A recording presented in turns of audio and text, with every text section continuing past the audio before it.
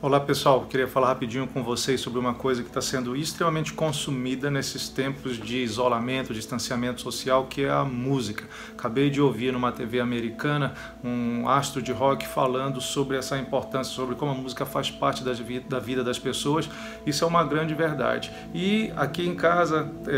nesse tempo que eu estou passando no Brasil, a gente aqui no culto doméstico foi marcado por algo bem interessante. A minha mãe, né, honrando a tradição assembleiana, a gente tem cantado muitos hinos da harpa. Isso me fez pensar a respeito de algo que eu costumo falar nos seminários de adoração, louvor e música nos Estados Unidos e no Brasil, que é como a nossa hinologia, aquilo que a gente canta, ela constrói e determina a nossa teologia, aquilo que a gente entende de Deus. Isso não é uma frase minha, mas eu adicionaria que como a nossa teologia também nos gera a ter um tipo de ação, de atitude e como consequência também um destino. É interessante que eu lendo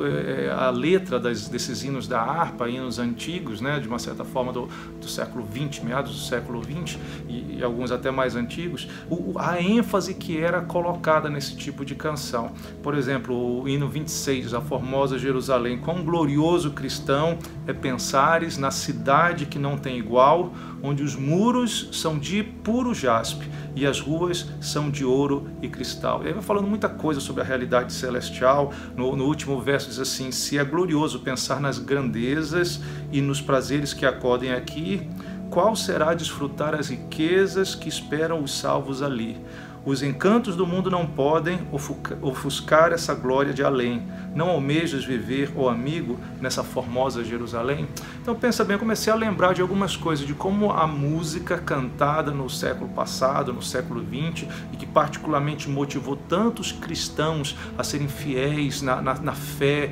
a propagar o Evangelho, não somente dentro do seu círculo mais próximo, mas também do investimento em missões tão grande, e o Brasil foi um país fundamental para alcançar outros países, como de certa forma isso mudou um pouco. Por quê? Porque justamente tem uma ligação com o tipo de música que a gente canta. Se a gente for olhar no aspecto normal da sociedade chamada secular, da nossa cultura como um todo, as influências das artes, e particularmente da música, que é tão forte, elas moldam uma mentalidade, elas determinam uma maneira da gente pensar, e essa maneira da gente pensar vai determinar a nossa maneira de ver o mundo, de lidar com a realidade em que a gente vive, provocar ações, a gente vai agir conforme essa nossa mentalidade, e as nossas ações vão determinar um destino, um resultado, uma colheita em cima do que a gente semear. E isso tem acontecido. Se a gente for olhar para a música brasileira particularmente, pensa em algumas coisas que surgiram de um tempo para cá, que tipo de influência, que tipo de mentalidade tem causado na vida, eu diria particularmente de jovens que estão num processo de consolidar valores e esses valores determinar a maneira como eles vão viver a vida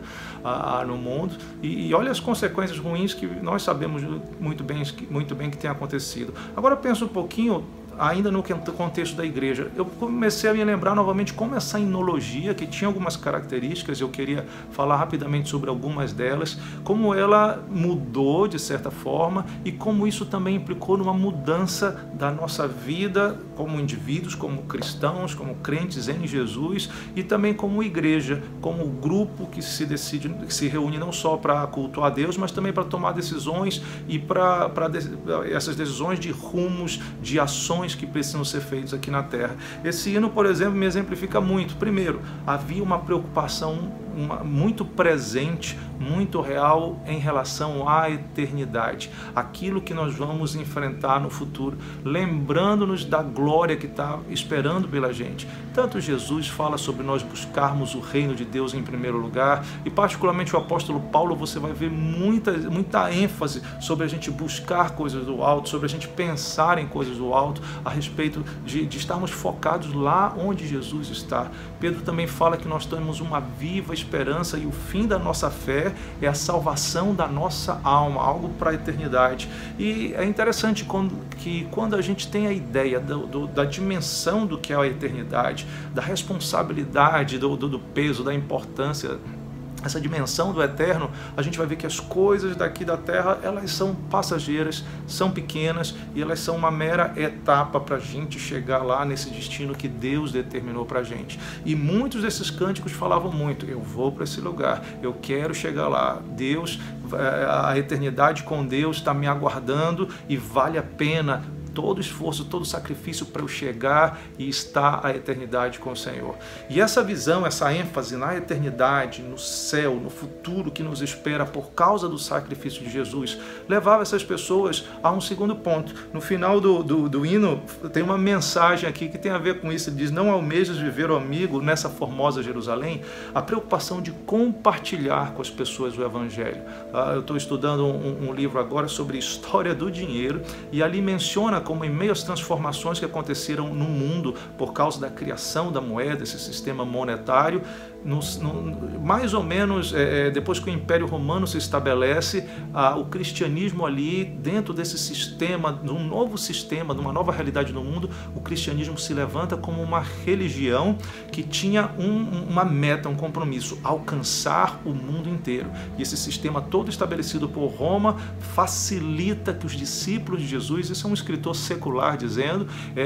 pudessem divulgar essa mensagem. A igreja primitiva tinha essa meta, não somente o olhar para o céu, para a eternidade, mas eles também tinham um propósito de compartilhar a experiência tão tremenda, tão transformadora de vida e tão inspiradora em relação à eternidade, a segurança eterna de saber que quando a nossa existência aqui nesse mundo terminar, a gente tem um destino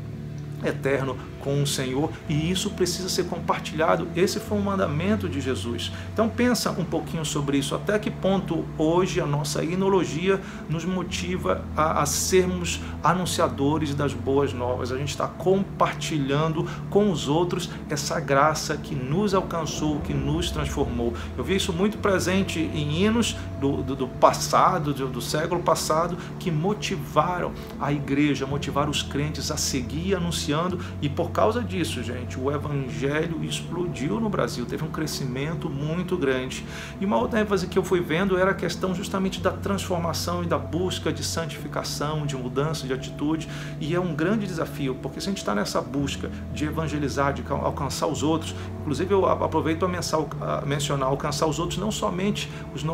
pessoas que estão próximas da gente, mas a própria ênfase em missões,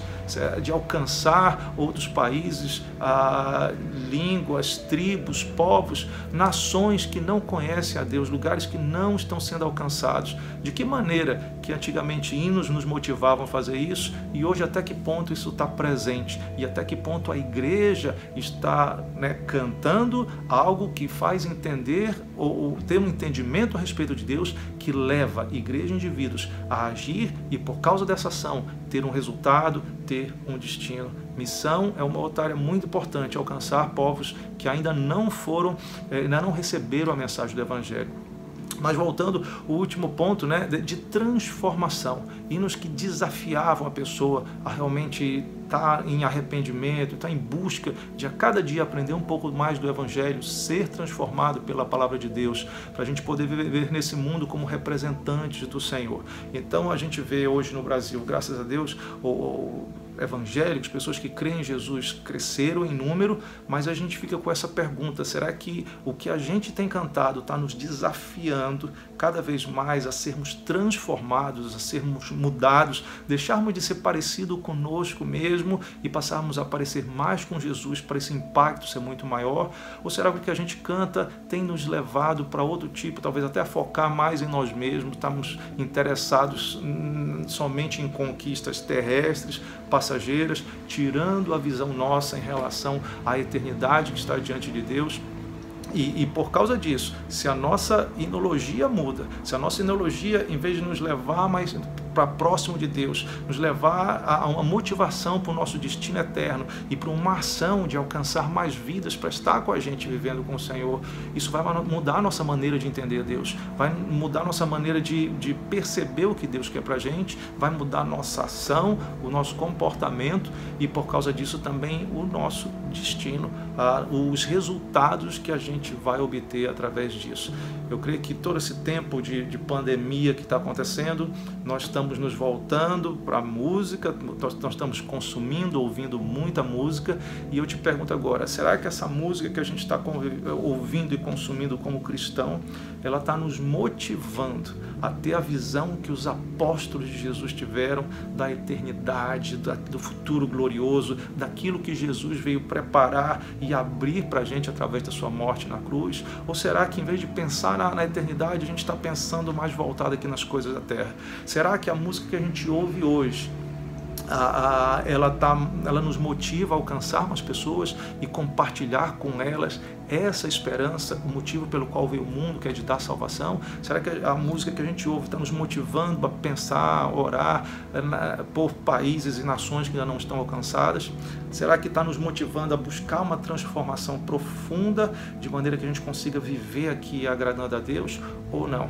Eu sei que o motivo disso não é te motivar a ouvir músicas antigas. É claro que a gente tem que ter um equilíbrio. Essa música aqui é até uma música em 3/4, um compasso diferente das maiorias das músicas que a gente conhece hoje. Eu, particularmente, as músicas que componho não tem tanto esse estilo do passado, mas eu estou falando da essência, da mensagem que é transmitida. Porque as músicas que a gente consome, a nossa musicologia, a nossa hinologia, melhor dizendo, os hinos, os cânticos que a gente canta, que fazem parte da nossa vida, eles vão nos moldar e nos dar uma forma de ver a Deus, de pensar em Deus, de entender a Deus. E essa maneira vai fazer-nos agir de uma certa forma, e essa forma como nós vamos agir, nós vamos colher, vai determinar o nosso destino, vai determinar um resultado. Então pensa nessas coisas, busca o Senhor nesse tempo. Se você pode estar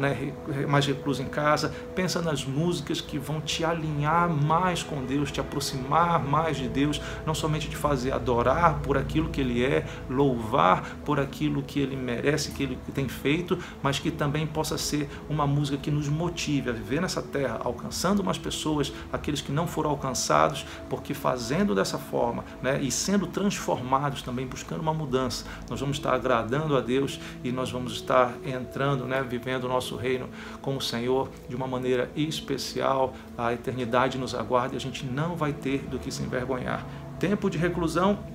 queria te lembrar uma palavra que o profeta Amós falou. Ele disse: prepara-te, ó Israel, para encontrar com o Senhor teu Deus. Não estou falando num tom de ameaça, como se você fosse morrer daqui a uns 2 ou 3 dias e encontrar a Deus, mas mais cedo ou mais tarde, todos nós vamos estar diante do Senhor, todos nós vamos estar diante do trono de Deus, e a gente vai ter que estar preparado para isso. Que esse tempo de isolamento, de distanciamento social, seja um tempo que a gente esteja se preparando para encontrar com o Senhor, se daqui a anos, daqui a um tempo, quando Ele voltar ou quando nós deixarmos essa vida, mas que a gente esteja se preparando, que a música seja um elemento que vai nos ajudar a chegar nessa posição preparados, tá certo?